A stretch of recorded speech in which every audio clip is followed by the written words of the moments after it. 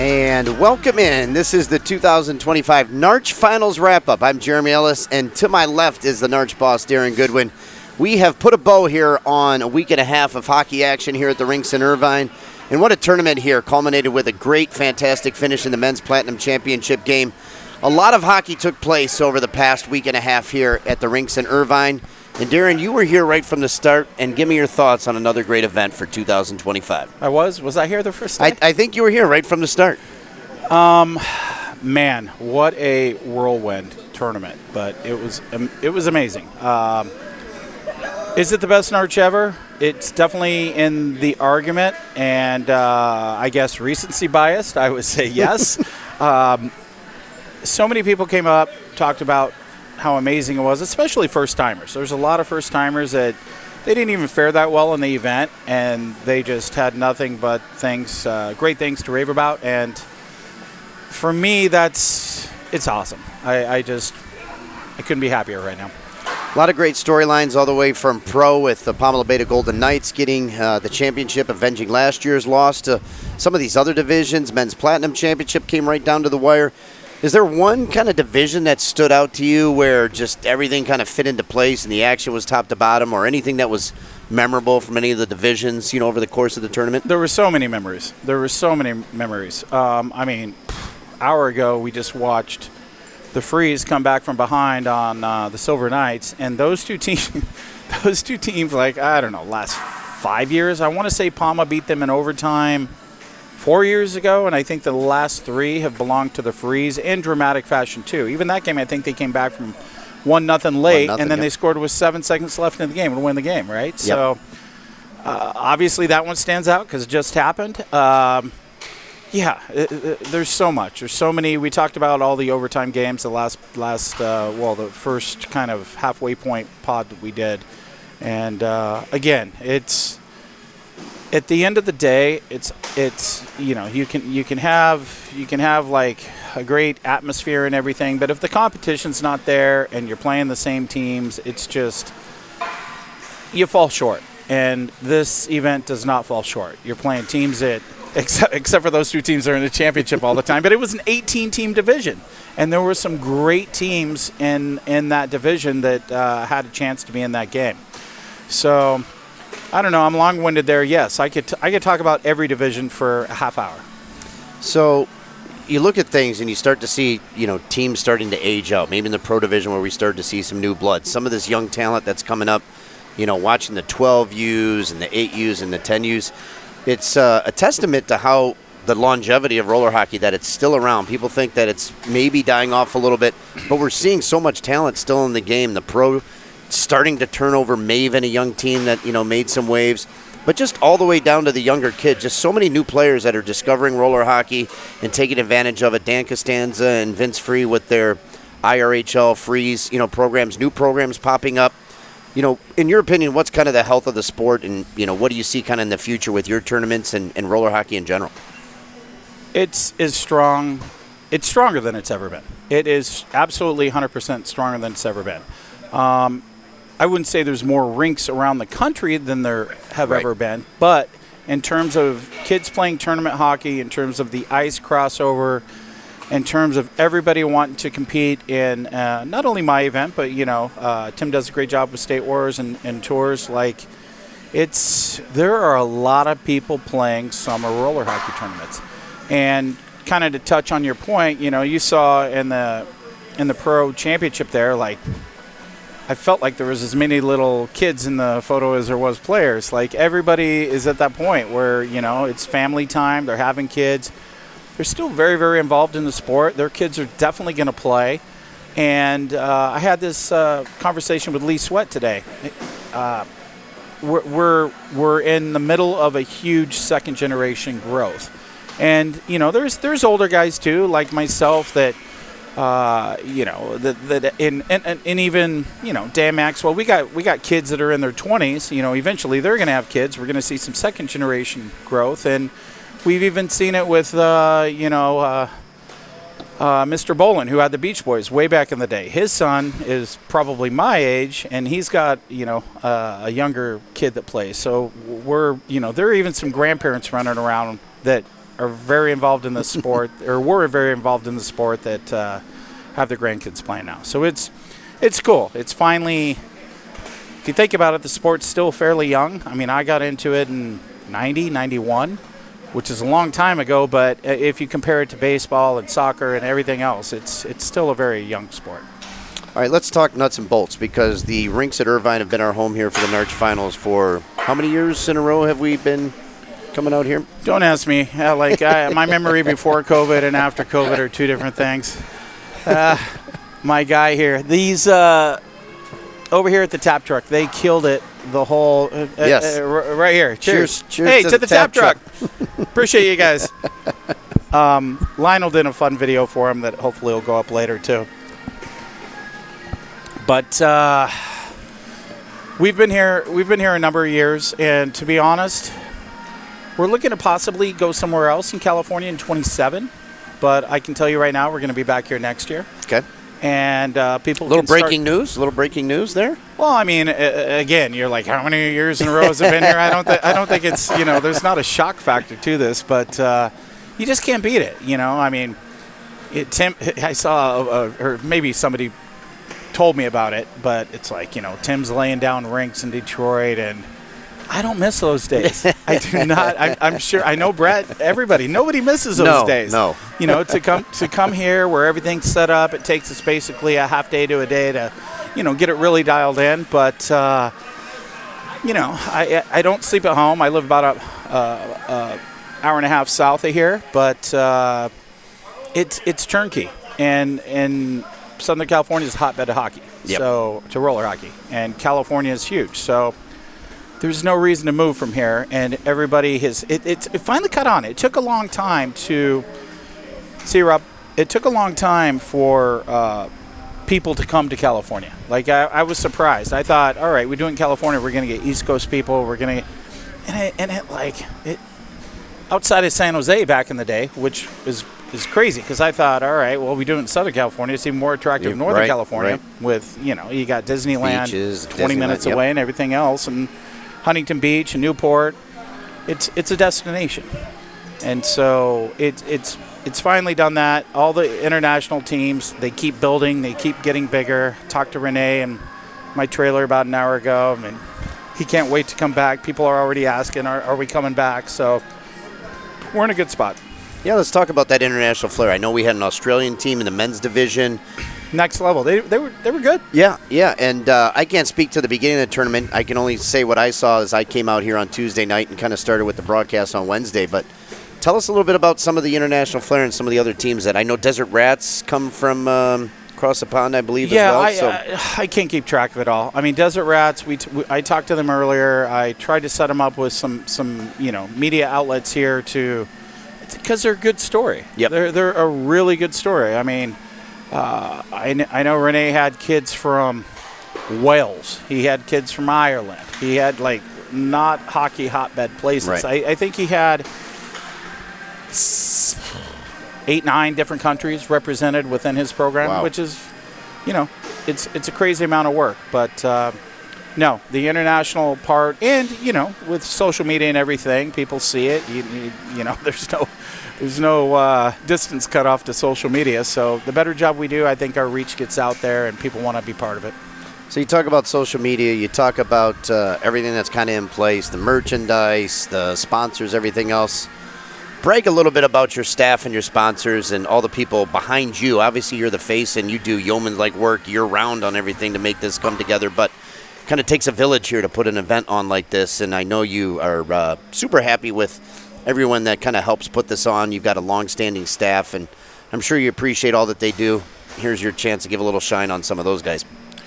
Yeah, well, I mean, I got an announcer that's subpar, but besides that, I mean, they're over there having a great time. Like, everybody enjoys each other, right? And everybody adds a little different. We all come together and make a great team. And even, take you and Andy as a microcosm of what I'm talking about. Andy's a great announcer in his own right, and he's very polished. You, on the other hand, you have a great time. Luckily for you, I love sarcasm too, and listening to you, say some of the things you say on some of your stuff. You know, I don't think you go over the top trying to be funny. You're just a funny guy. But you're very knowledgeable, and Andy is too. And Andy does a really good job and doesn't have to act immature like you do. So, you know, it's a good team. And then you take Brett. Brett does he does absolutely everything. Pasha's the rookie of the year. Pasha freaking nailed it. You know, he's while playing. And he played. And he played for the Mafia team, and he played for the D1 team I put together. I didn't talk much about it. In fact, I haven't talked at all about it, but I coach that junior world team, the 06 kids, and got a hold of the guys, and they're like, yeah, we're in. We want to, you know, have one last chance to play together. So I know everybody kind of belonged to junior teams already, but we thought D1 we could probably pull it off. We lost a couple kids that had obligations to other teams because they had pro teams, and it was kind of a package deal. You got to play pro with us, D1, right. Junior, which was I understand. But now we're down to 6 kids because Charlie Crossett twisted his ankle or broke his foot at the regional qualifier. Had to have pins in his leg, so he was out. So a little long-winded here, but I got Pasha to join the team. I got the Ivy brothers, Ben and Jack, which they were a problem in pro too for the Mafia team. Yep. They were great, especially Ben. Ben scored a lot of goals this tournament, so it was a cool mix. I got the 04s with the 06s. We played D1. I don't even remember what your original question was, but it's kind of went off the rails there. Just talking about the staff. Yeah, so we were talking about Pasha. Yep. Yeah, so Pasha did a lot. Awesome. So, wanted to talk, obviously we're just kind of covering a lot of things. I know we're going to have a couple other people jump on this kind of recap for us. We had a chance to do the streaming. It's obviously great to get the YouTube and things like that. One of the big things that I think that you brought to the forefront that a lot of the other tournaments now do as well, just not really in the same way that I think NARCh does a great job of it, is all the social media, all the graphics, all the videos. You got Lionel, you got Rain. Tell us a little bit about what you guys are doing. We go to the trailer back there, and all three of you are just kind of humming along, putting videos together, putting content together.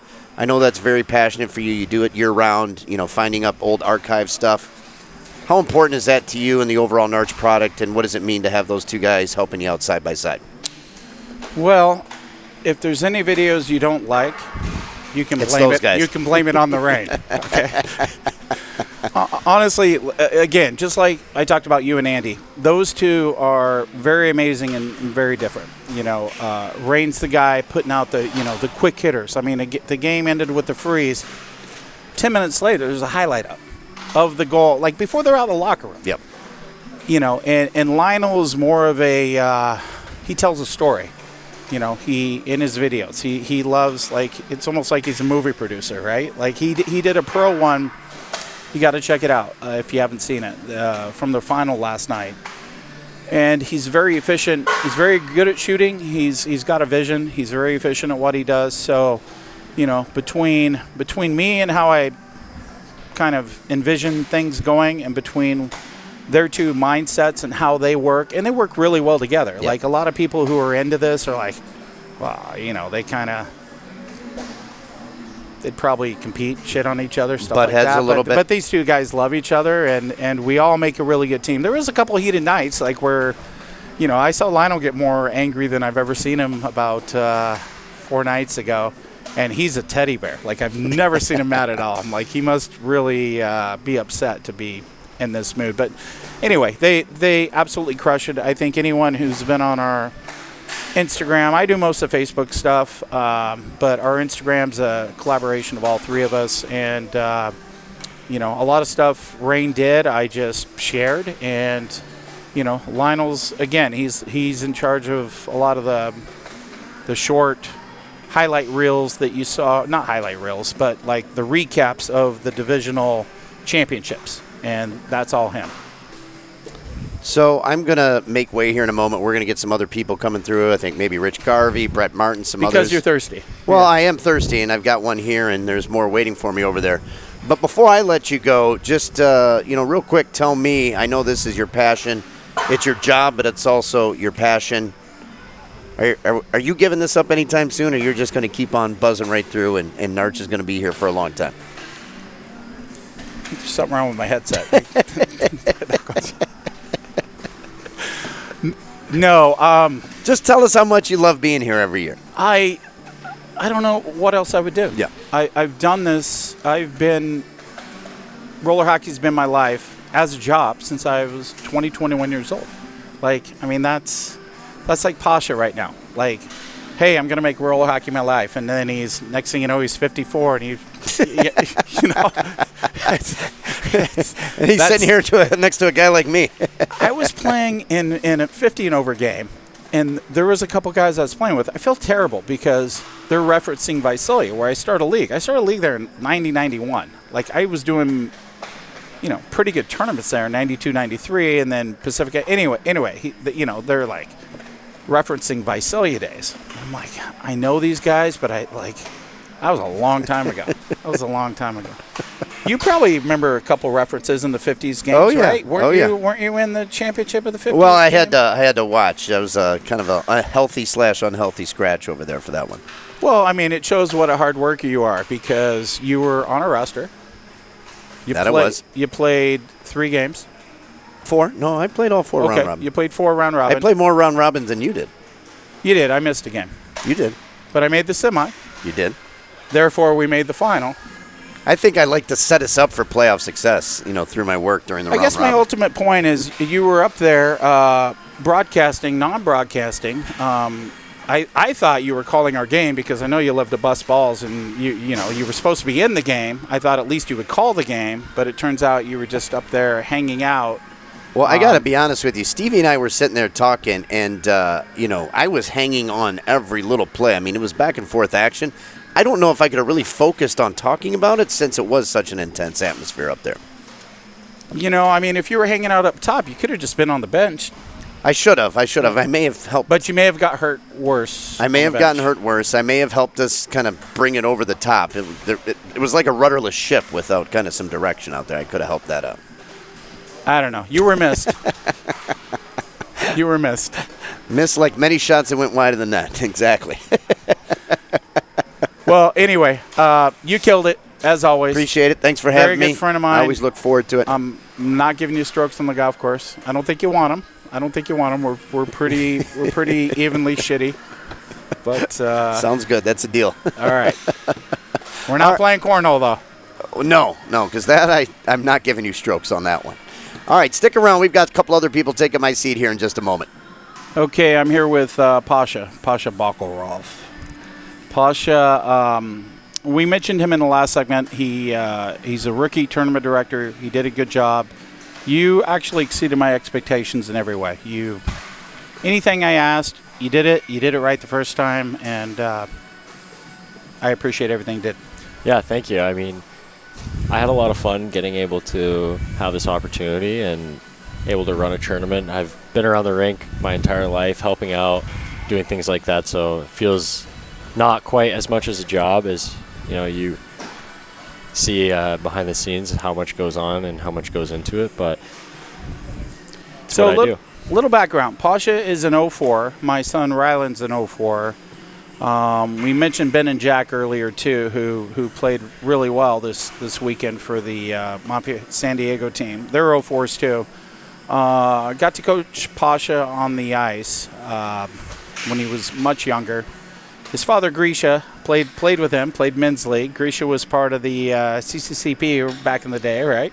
That's right. And it's cool that Pasha played in the dub. Who'd you play for again?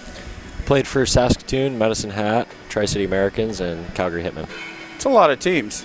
Sure is. Was it an attitude problem, or it's just a trade thing? I like to think it's luck of the draw. I'm sure it's not an attitude problem. That was very much sarcasm right there. You are such a team guy, which is why you fit so well in the staff here.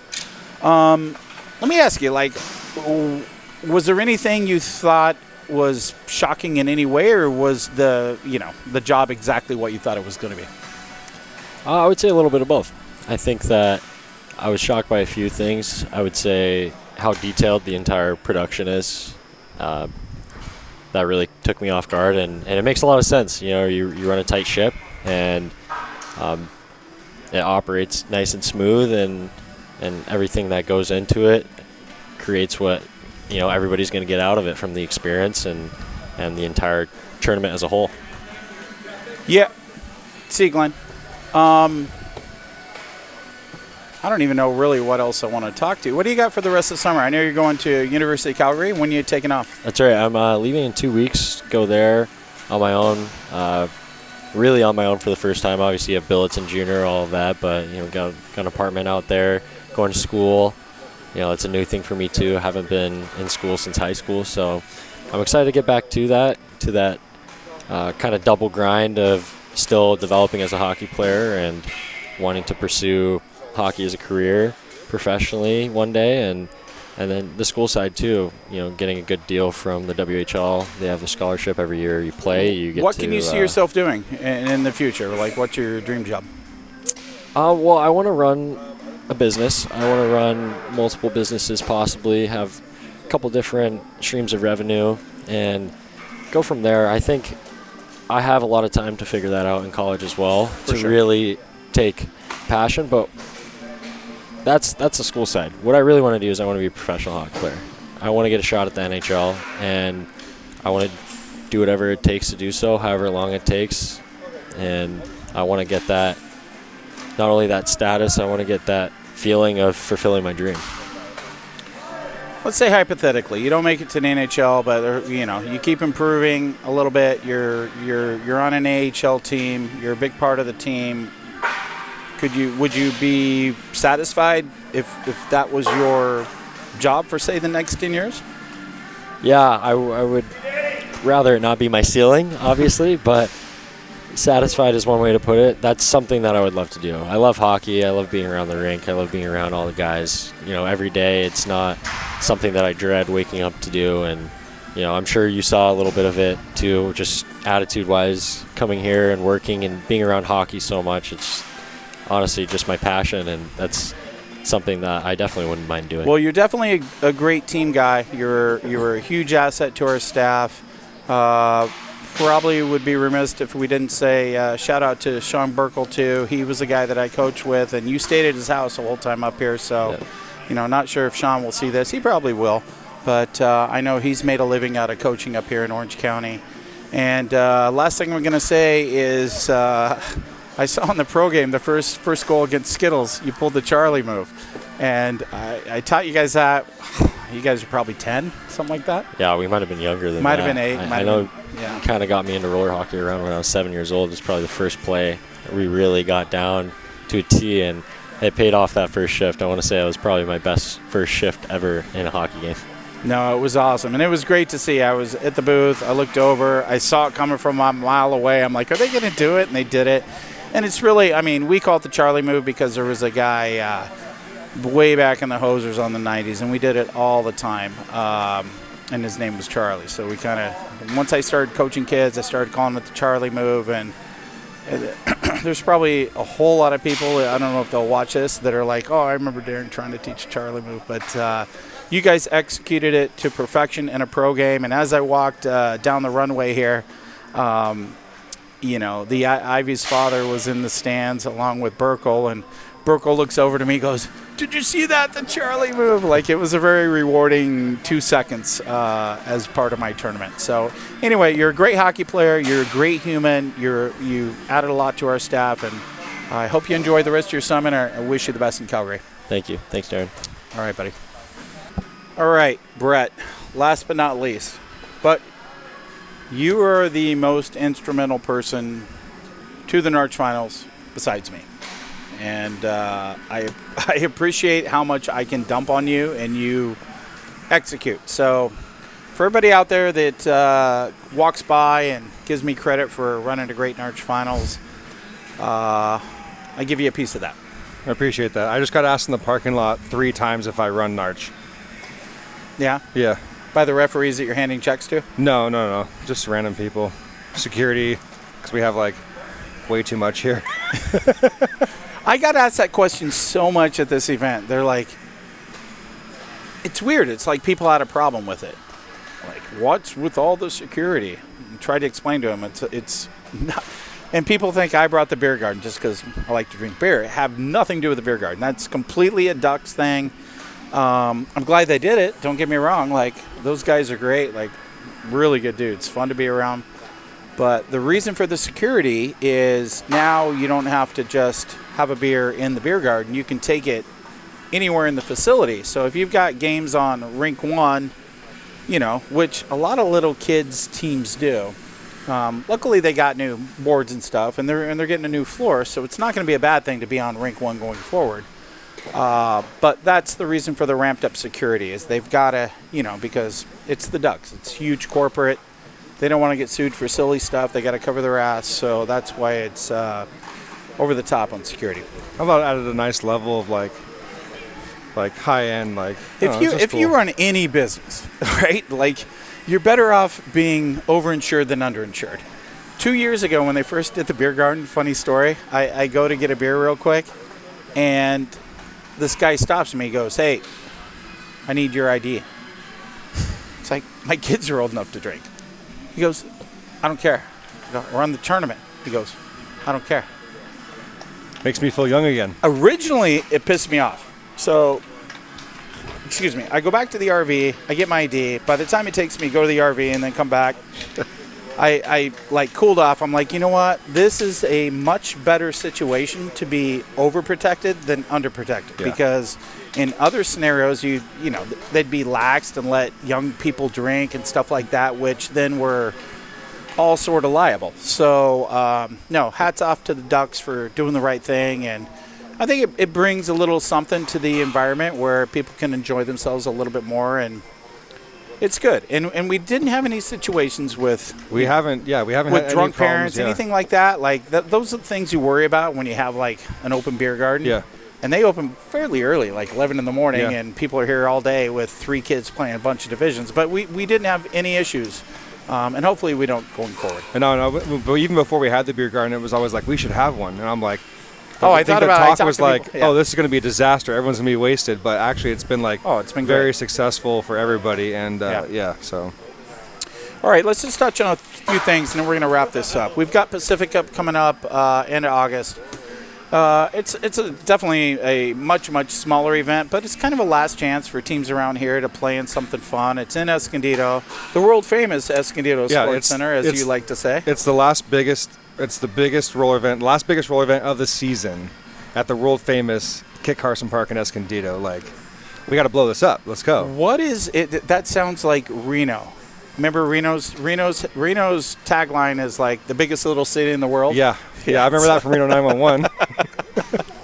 That was. I don't know why I started saying that a couple years ago. Yeah, and it stuck, and There it is kind of some pissed me off, and now I just embrace it. It's But funny. there is some history behind Kit Carson Park. Oh, I didn't even there's know like that. a Puebla out front, and you can like read the thing out there. So there is some history behind it, and I stopped and read it once. So that's kind of behind why I call it the world famous Kit Carson Park. And Is that why you were late that day? You were reading the one paragraph on the probably took you 10 minutes to read that, and that's why you were late that one day. Yeah.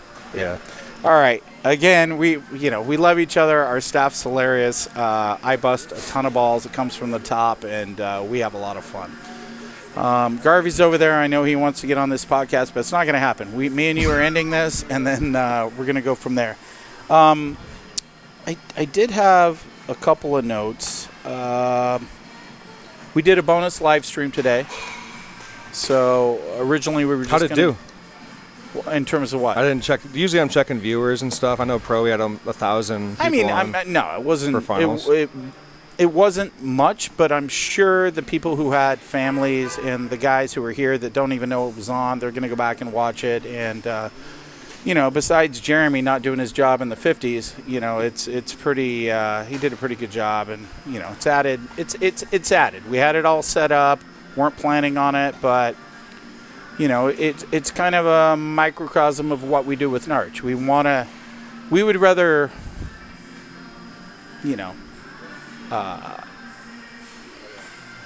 what's the right term I'm looking for? Over-deliver, but under. I feel like Biz Nasty right now. I don't know. Can't talk. But, I'm tired right now. Anyway, so yeah, we got that bonus stuff. What else? A couple of little things. Like I played in the 50s. Maybe that's why I'm so tired right now. I had played 6 games in the last 2 days, which I'm glad I'm still in one piece. I'm not hurt. I feel great.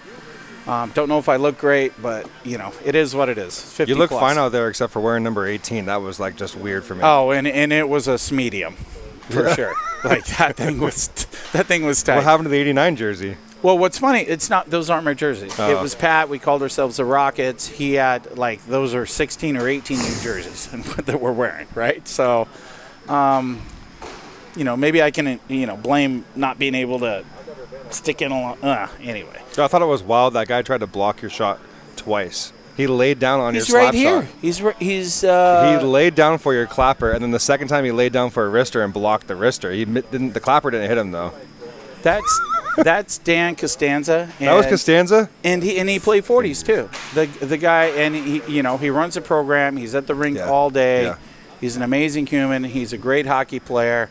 But you're right. Like I'm not diving in front of a puck in 50 plus to save a game. That's one of one. Like, what 50-year-old's laying down? And he did it. And he paid for it. Probably caught him in the shoulder, and it's going to be bruised pretty bad tomorrow. But, yeah, they beat us 4-3. It was a fun game. But had a lot going on the last couple days, playing 6 games. It felt great to sweat, though. Like, you go through this whole event, we're walking, we're getting, I think I got, with the Fitbit, it goes from a Sunday to a Saturday. I think I got 102,000 steps last week, like 99.8 the week before. So we're walking a lot, but it's not the same. You're not getting your heart up really. So to be able to, and I scheduled the 50s games really early in the morning, which was nice because it's cooler, and it had to either be 50s, 40s, or one of the men's divisions playing early in the morning. Well, the men's, a lot of the guys are in their 20s and 30s. They probably stay up late at night. 40s, happy medium. 50s, like, if you're up really, really late at night, you should probably make some different life choices, right? But leave me out of this, but yeah, there's NARCh After Dark, which is fun sometimes. But I mean, that kind of reminds me of a couple things just to reflect on for games. Like today, just real quickly, I think it was 12U Plat, Warriors, and Black Ice. No. Gold? No, yeah. Black Ice won gold. Gold, so it was the gold and they game. beat the Warriors. Yeah, but they were tied it up with 7 seconds and won it 8 seconds into overtime. Yes. Yeah, that was amazing. And then also, like, men's platinum division was crazy good this year. It is every year. Like, it is every year, but this year with, like, Palma seeding 9 and then making it to the championship game, I had talked to a couple of them about it. I was like, oh, 9 seed in the final, maybe, you never know. And then there you have it. They score 15 seconds into the game and then don't score the rest of the game and lose 2-1. But honestly, like, that game, like, that division, like, needs to be, like, in my opinion, like, you can live stream that whole division. Those are good competitive games. Men's Platinum is 100% always one of the best divisions we have. And there were 18 teams here, which is a lot more. So you think, all right, it's not going to be as competitive to a certain extent because there's more teams in the mix and maybe don't belong in Platinum. But it was great, and it's no surprise the same 2 teams ended. So even if you limp into playoffs, as long as you're in the playoffs, those guys are so, they're loaded. Yeah. They're loaded. And I really don't know. There was so much going on, and again, I was playing, so I don't know why they ended up the 9th seed. Maybe guys weren't available on Friday night. I don't know the reason. Maybe they just were flat. But Friday night they lost 1-0 to the Holes. I was in Corona. The Holes dudes, man, those guys, I love those guys. I know that people were kind of giving Rain a little bit of shit because he did multiple posts on him, which because Jackson cover the Holes for Rain. Yeah, those are, but they're not bad go-tos. Like Jackson, Jackson will probably get drafted, and the Holes are really funny, good dudes. They're from great BC. dudes, actually. Yeah. And they went deep, and then they I think what happened is they were in a double overtime game on the back rink against the Raiders. That's right. And then they had to play shortly after the Silver Knights.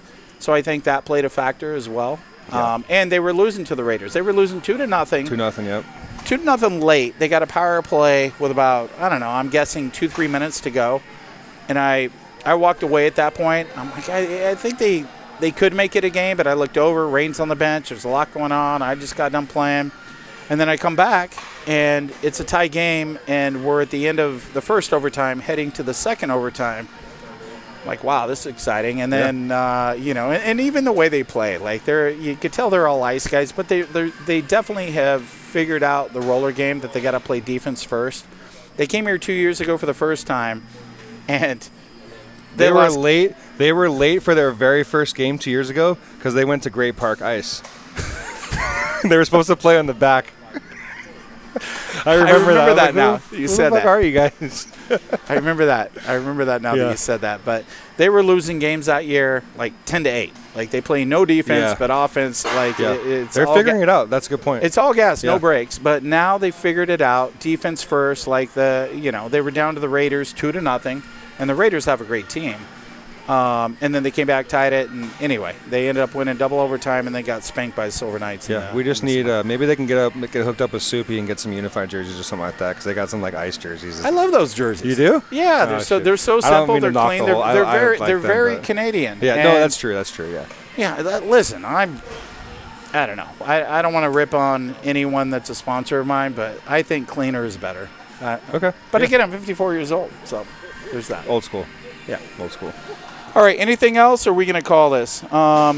It's hard. It's like you don't want to let go. It's my baby. It's your baby. It's over. It's been over for 2 hours. We're still sitting here reflecting on it because we love what we do, and it'll be weird to have nowhere to be tomorrow. Like I'll have stuff to do. Normal life will start back up, kids and everything.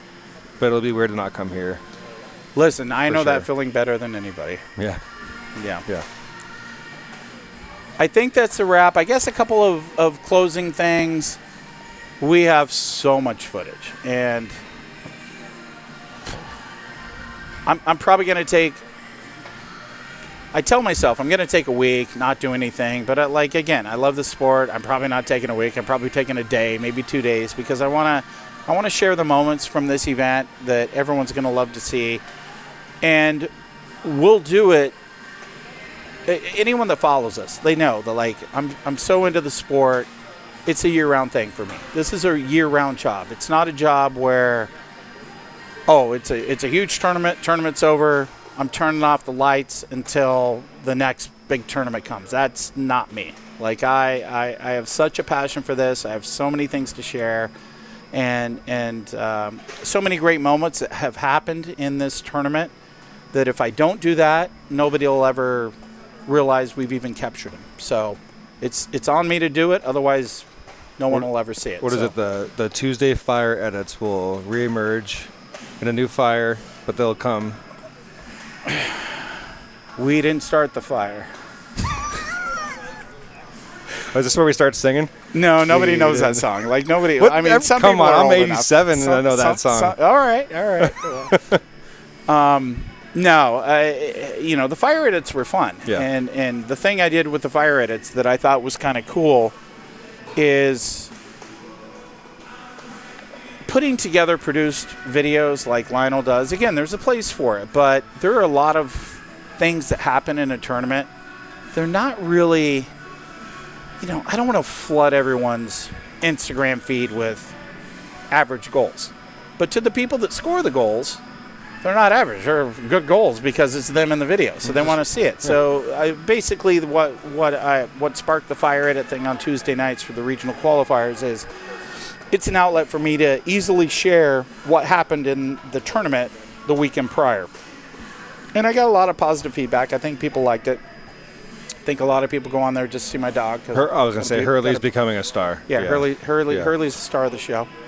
But anyway, let's wrap this up, go to dinner, and thank you for playing in the 2025 NARCh Finals. It was truly an amazing event, not because of us, but because of you guys. And we appreciate you more than you know, and we can't wait for, Pacific Cup, and then next year, of course, at NARCh.